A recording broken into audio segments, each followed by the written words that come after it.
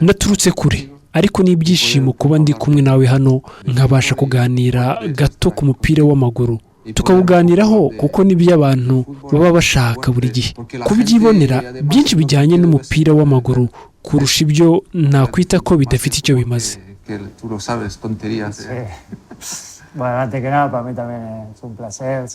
Rwose mbere na mbere nanjye biranshimishije urabizi ko nkwemera cyane ntitwigeze tugira ibyishimo byo kuba twakinana ahubwo twigeze gukina turi mu makipe ahanganye ndetse nyuma tunahura uri umutoza njye ndi umukinnyi gusa iteka nagiye nubaha kandi nkanemera buri kimwe cyose wakoze n'ibyo ukomeza gukora.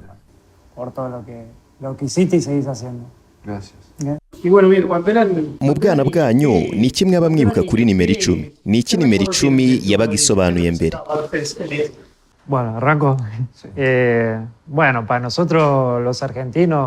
Rwose kuri twe abanya-Argentine nimero 10 ni nimero idasanzwe na gato kuko ukivuga nimero 10 ako kanya Maradona ahita aza mu bitekerezo byawe niko navuga. Mu buzima bwacu bwose twebwe twakuze dukina umupira w'amaguru twashakaga kuba nkawe nubwo nta numwe wabashije kuba nkawe izo nizo zari inzozi n'ibyifuzo byacu bityo tukagerageza kwigana ibyo Maradona yakoze. Yari nimero 10 umukinnyi twakundaga umukinnyi twarebaga hatagendewe ku myaka yawe kuko Diego sinamubonye kenshi. Más allá de la edad, porque yo a Diego lo vi poco. Wari ufite imyaka ingahe? Y yo cuando Diego fue a Newell's, que ya fue en su etapa final casi.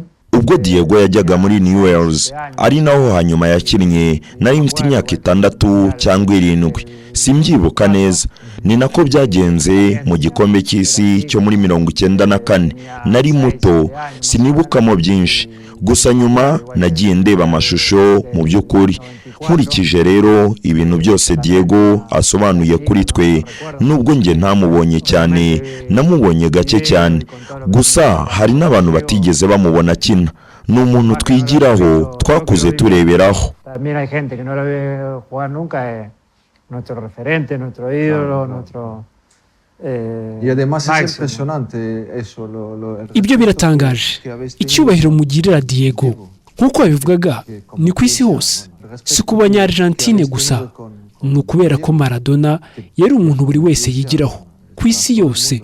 Rero abantu iyo bavuga kuri Maradona cyane cyane wowe ugiye uri kumuvugaho bigendanye n'ibyo yakoze byose ibihembo 8 bya Ballon d'Or nyuma na nyuma burya biba ari byiza cyane pe. Al final es muy bonito. Sí, para nosotros Diego es algo muy fuerte que va a seguir estando. Yego kuri twe Diego ni izina rikomeye cyane rizakomeza kuvugwa mu myaka myinshi iri imbere ibyo simbishidikanyaho ni nkuko byari bimeze akiri kumwe natwe. Rero nababwira ko biva ku kiragano kimwe bijya ku kindi kuko abana banjye nkuko nabibabwiye bazi Diego kandi batarigeze bamubona ariko bamuzi kubera kureba amashusho ye kubera ibyo tubabwira kandi kuri twe twese ishusho ye ni ingenzi cyane bigendanye n'icyo yarasobanuye ku banya-Argentine bose bijyanye n'uko tubayeho ndetse no ku rwego rw'isi. Figura por todo lo que representó a argentino por cómo somos los argentinos pero también a nivel mundial como decía fue. Ariko ni ukuri ko kuri nimero 10 tukiri bato twese twabaga twifuza kuba ba nimero 10 mu ikipe yabaga ari we muyobozi. Sí, siempre era como el jugador diferente, ¿no? Y todos queríamos ser jugador diferente. Diferente, es verdad.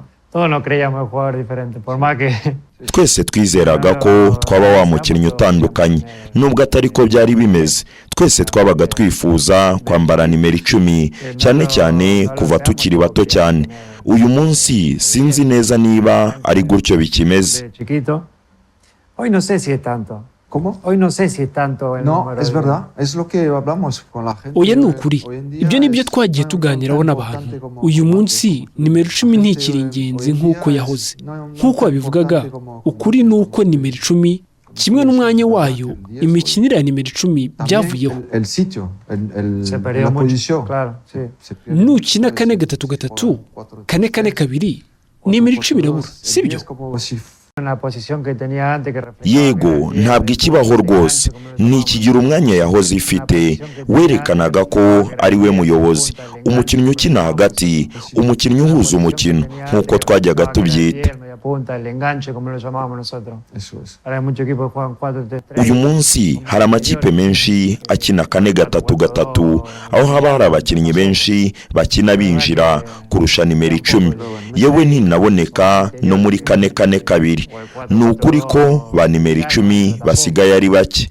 Es verdad que queda un poco. Pero bueno, menos mal que rwose imana ishimwe ko wowe ugikina bityo nimero 10 ikaba ikibaho existe todavía el 10. Ahora se transforma mucho en interior. uyu munsi akenshi bihinduka babakinnyi bakina binjira cyangwa bamwe basa n'abakina imbere baca ku mpande aba bameze nk'aba nimero 10 gusa ni ukuri ko nimero 10 wacu nk'urugero wabaga akinira Argentine ku 10 yabaga akina hagati ari wa mukinnyi uhuza umukino nka Riquelme, Aymar ubu ni bake basigaye niba ahubwo tutavuga ko nta n'umwe ba nimero 10 ntabagihari bisa nkaho batakibaho O no hay. Sí, es verdad. O no hay, se perdió mucho.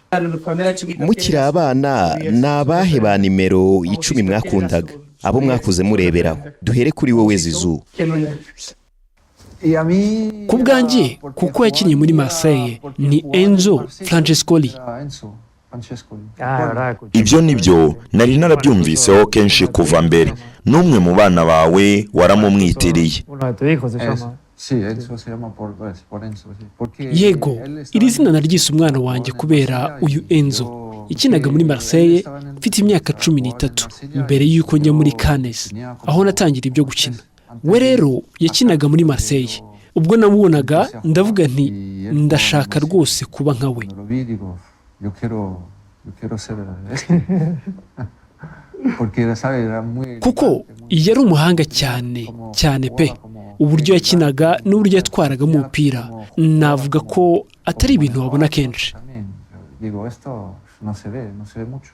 Sí, bueno, yo a eso también lo vi. Poco, ¿no? Claro, yo era chico también, pero. nanjye uwo Enzo naramubonye nibyo nari nkiri umwana ubwo yari ari muri Riva banatwaye ibikombe byose icyo gihe bari bafite ikipe ikomeye abenshi bakuze bamureberaho muri Riva n'uyu munsi aracyakora muri River Plate nagiriwe ubuntu bwo guhura nawe ni umuntu mwiza ariko byo muri iyo myaka ari muri River nubwo nari muto ndibuka ko yari umuhanga cyane ndumva icyo gihe byari mu minsi ya nyuma ya Enzo muri River. Que era una locura ya y ya también estaba, no sé si fue su última etapa en River o sí, pero nosotros en Francia yego mu Bufaransa akenshi twabaga turi abakinnyi b'Abafaransa nta banyamahanga benshi babaga bahari rero ubwo Enzo yazaga avuye muri Amerika y'Epfo twabonaga ari ubundi bwoko bw'umupira w'amaguru sabes sudamericano ya vimos que era otro fútbol sabes diferente y jugaba ahí hacía cosas yarahakinnye yakoreshaga umupira ibintu byose ashatse nuko ndibwira nti uyu muntu ntasanzwe nanjye rero nashaka gukora nk'ibye nanjye nahoze mvuga ko nagiye ndeba kandi ko nakunze Aymar cyane ni ikintu cyiza kuba mwembi mwaranakinanye yego yakinnye muri Valence un jugador el cual me encantaba su manera de jugar, el que seguía. Yaje kujya muri FC Valence nibyo yari umukinnyi iteka nakundaga uko akina yari ari muri River bari bafite ikipe ikomeye yarigaragazaga cyane ndasubira inyuma ku byo twavuzeho mbere uretse Diego wari umukinnyi udasanzwe kuri twiteka uzi imbere abandi bagakurikira Pablo yari umuntu nemeraga nk'umukinnyi naramukundaga cyane yewe n'icyo gihe sinakurikiraga umupira w'i Burayi cyane. Mu by'ukuri uko ugenda ukura utangira kugenda ubona ibindi bintu, nuko ukaba watangira kujya ureba cyane umupira w'i Burayi, niko navuga. Ariko icyo gihe akenshi byabaga ari ruhago y'iwacu muri Argentine. Rero nakundaga Pablo.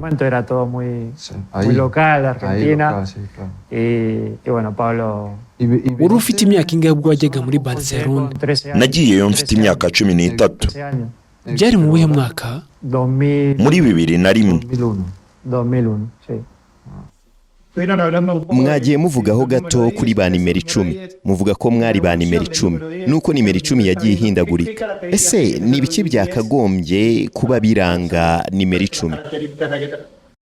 Bueno, un poco lo que decíamos antes, ¿no? Creo que el fútbol en sí cambió mucho también, la manera... Yego, nk'uko twabivuze mbere, ntekereza ko umupira w'amaguru ubwawo wahindutse cyane. Uburyo bw'imikinire, imikinishirize, aho kuva ku myaka mito cyane batangira bakina 4-3-3, cyangwa se bagakora umurongo w'abakinnyi 3 cyangwa 5, nabyo birakoreshwa cyane ubu. Nimero 10 twavugagaho, nimero yihariye cyane, yo ntabwo ijyana n'iyi mikinishirize, cyangwa se bikaba bigoye ko wayikinisha bigahura. Rero iyi ishobora kuba ariyo mpamvu nimero 10 yazimiye, bijyanye n'uko abakinnyi b'iyi myaka bagiye batozwa. Rwose njye ibyo nibyo mbona, ni nabyo ntekereza. Se perdió la formación de esos jugadores. Bueno, no sé, por lo que veo yo y lo que pienso. Pero la posición de 10 de todas formas lo que tiene que tener es... Ariko nanone ugomba kugira ubuhanga budasanzwe kugira ngo ukine mu mwanya wa nimero 10 nkawe, nk'uko wabivuze, kuko umukinnyi ukina ku 10 aba ayobora ikipe. Umuyobozi w'ikipe rero aba agomba kurema uburyo, aba agomba kubikora.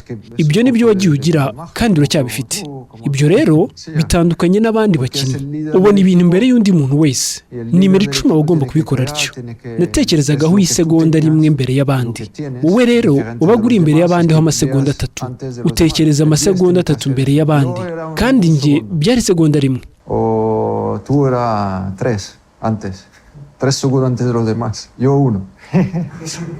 Pero eso para mí es la diferencia que tú tienes. Rero ku bwanjye icyo nicyo gituma utandukana n'abandi bakinnyi. Abantu, abakinnyi babona igikwiriye gukorwa. Gusa mbere yo kwakira umupira, iteka wabaguze icyo ugiye kuwukoresha. Ibyo rero bigirwa na bake. Kandi ku bwanjye nizera ko nimero 10 bagomba kubigenza atyo. Uko umukinnyi ukinisha ikipe cyangwa uyobora ikipe bikora, niko ikipe yitwara neza cyane. Rero wowe ni ukubigenza. Un líder de equipo hace eso, mejor para el equipo. Y tú es lo que haces. Un partido que quisieras volver a jugar. Ese hari umukino wifuza kuba wakongera gukina, cyangwa ni wabyifuza kuko yose yagenze neza cyane? Ntabyo uba wifuza. No, bueno, yo creo, como decía un poco antes, que las cosas pasan porque tienen que... Nk'uko nabivuze mbere, ibintu bibaho kuko biba bigomba kubaho. Rero nta kintu nicuza mu rugendo nagombaga kunyuramo. Nagize amahirwe yo kugira ibihe bishimishije byinshi, gusa hari n'ibihe byambabaje bijyanye no kutagera ku ntego runaka. Gusa niba ari gutyo byagenze, nuko ariko byagombaga kugenda. Ariko byo numvise mbabaye ku mukino wa nyuma w'igikombe cy'isi cya 2014, nubwo nabashije gusa n'ubivanaho ntwara igikombe cy'isi cya 2022, ariko haracyarimo akantu. La pude dibujar un poco después con este mundial. Sí. Bueno, lo hiciste en 22. Pero así que bueno. Cambiaste la historia, ya está.